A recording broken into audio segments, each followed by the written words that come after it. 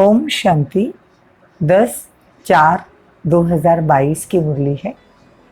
Revise course 19/3/90। मुरली का title है, आज अव्यक्त मुरली है। मुरली का टाइटल है, उड़ती कला का आधार है उमंग उत्साह के पंख। आज सर्व बच्चों के स्नेह संपन्न मिलन भावना और संपूर्ण श्रेष्ठ बनने की श्रेष्ठ कामना के शुभ उमंग उत्साह के वाइब्रेशन बाप दादा देख रहे थे। हर एक बच्चे के अंदर, उसमें भी इस कल्प में पहली बार मिलन मनाने वाले बच्चों का उत्साह और इस कल्प के अनेक बार मिलन मनाने वाले बच्चों का उत्साह अपना अपना है।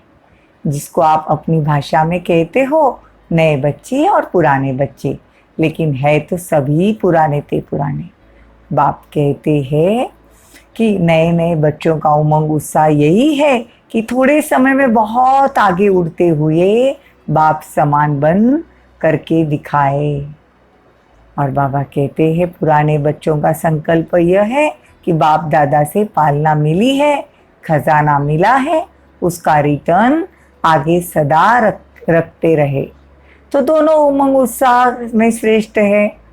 बाबा कहते हैं उड़ती कला के पंख है ज्ञान और योग, लेकिन प्रत्यक्ष स्वरूप में सारी दिनचर्या में, हर समय, हर कर्म में, हर दिन नया उमंग उत्साह स्वतः ही उत्पन्न होता है।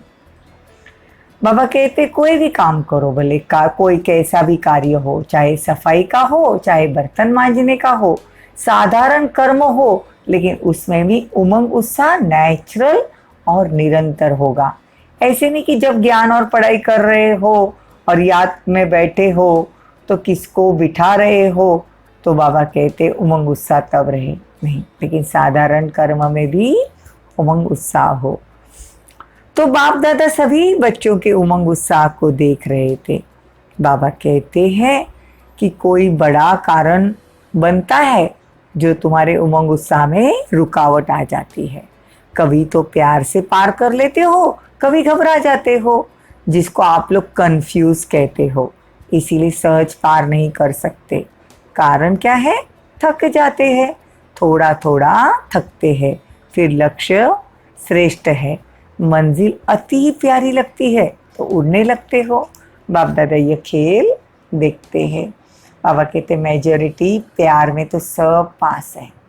बाबा कहते जितने उमंग उत्साह में रहेंगे तो उतने, मतलब देखो कभी कभी होता है ना कि छोटी छोटी बातें होती है, लेकिन उस समय कमजोर होने के कारण वो बात बड़ी लगती है।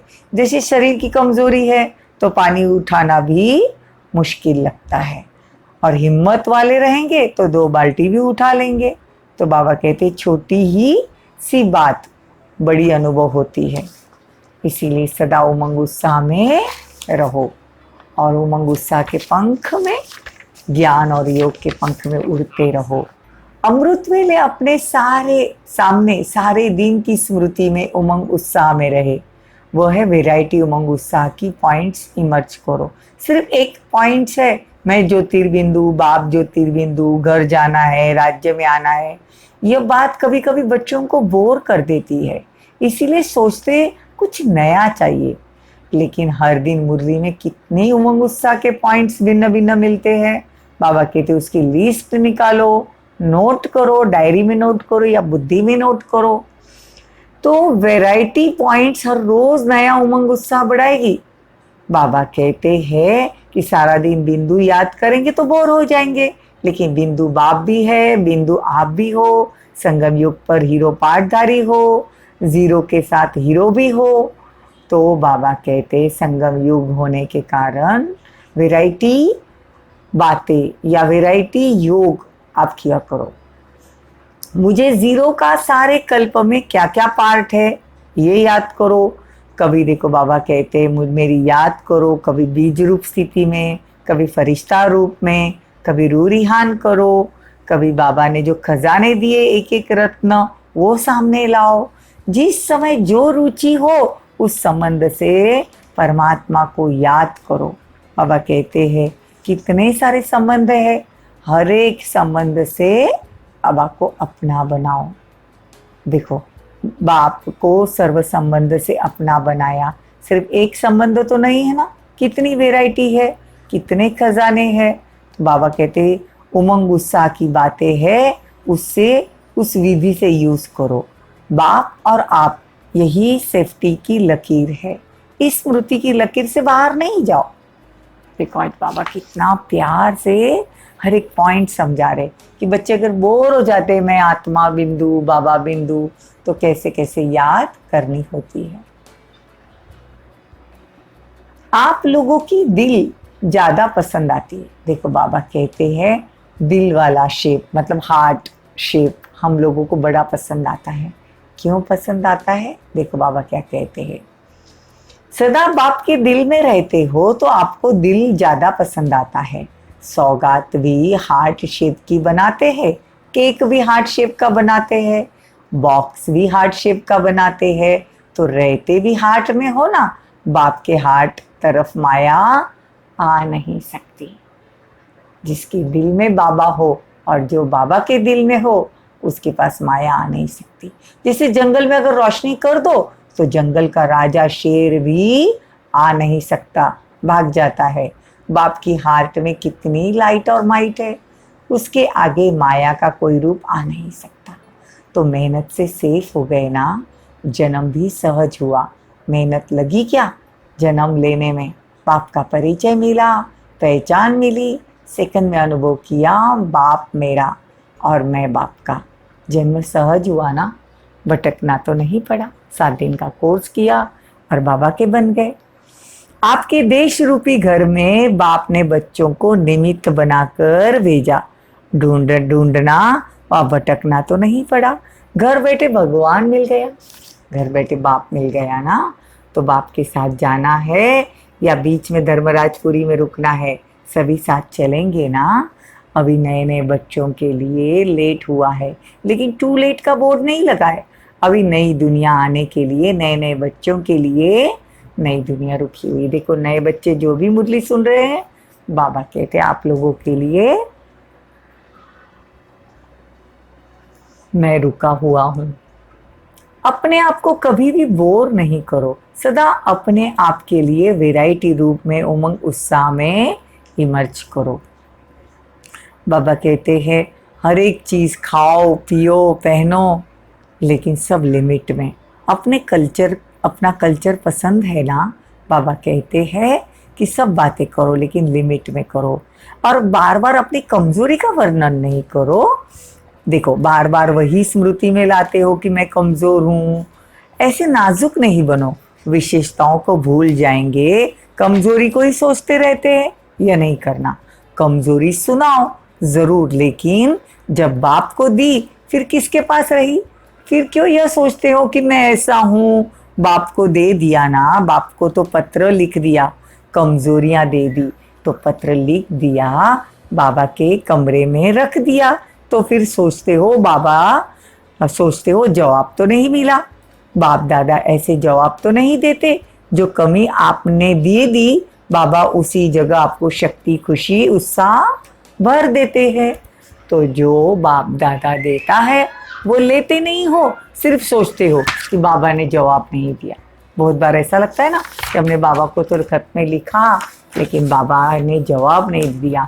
लेकिन देखो आज बाबा इसका भी जवाब दे रहे हैं कि जब आप खत लिखते हो तो बाबा उसके बदले तुमको खुशी और शक्ति भरता है। तो बाप देता है, उसको लेने का प्रयत्न करो। जवाब का इंतजार नहीं करो, शक्ति खुशी लेते जाओ, फिर देखो कितना उमंग उत्साह रहेगा। जिस घड़ी अपनी कमजोरी लिखते हो वह निमित्त बनी हुई आत्मा को सुनाते हो तो दे दी, खत्म हो गई।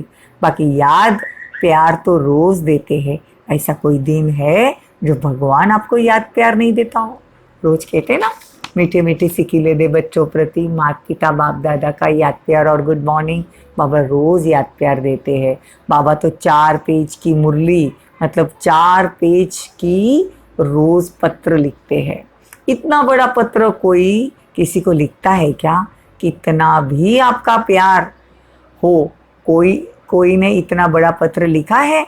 मुरली पत्र है। आपकी बातों का मैं रिस्पॉन्ड करता हूँ, तो इतना बड़ा पत्र लिखते भी बोलते हो, जो आप विशेष पत्र लिखते हो उसका विशेष रिटर्न भी करते हैं, क्योंकि तुम लाडले और सिखिलदे हो। जब हम भगवान को खत लिखते हैं तो मुरली इसीलिए कभी मिस नहीं करनी चाहिए, मुरली में रोज जवाब आते हैं।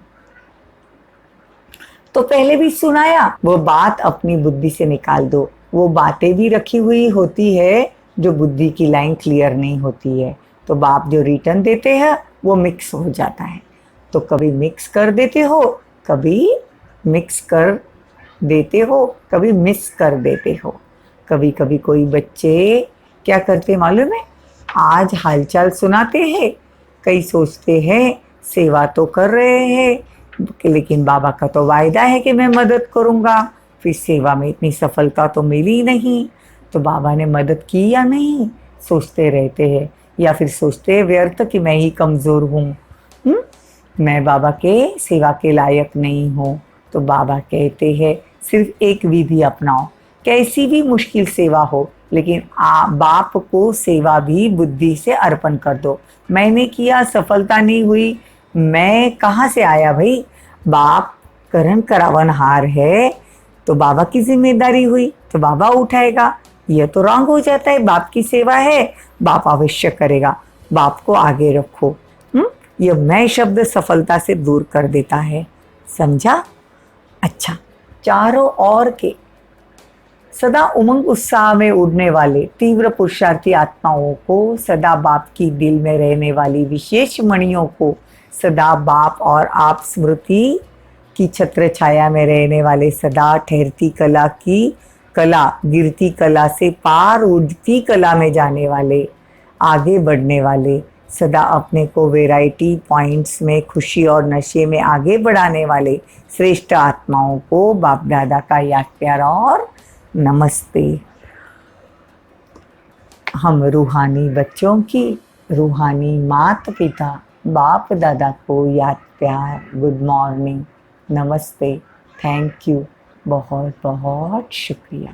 वरदान, ब्राह्मण जीवन में अलौकिक मौज का अनुभव करने वाले, कर्मों की गुह्य गति के ज्ञाता भवो। ब्राह्मण जीवन में अलौकिक मौजों का अनुभव करने वाले, कर्मों की गुह्य गति के ज्ञाता भव।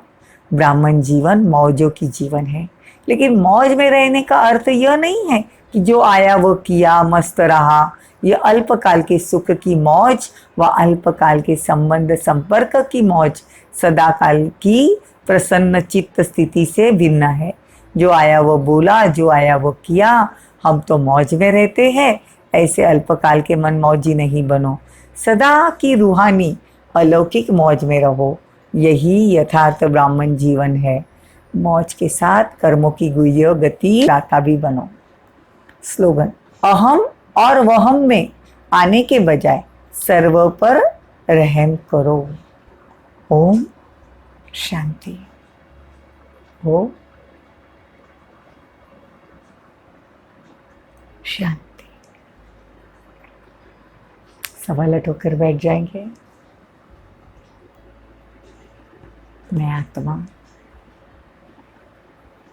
लाइट हाउस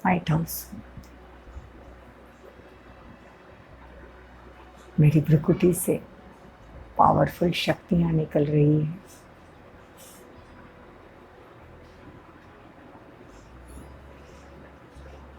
मैं आत्मा लाइट हाउस हूँ।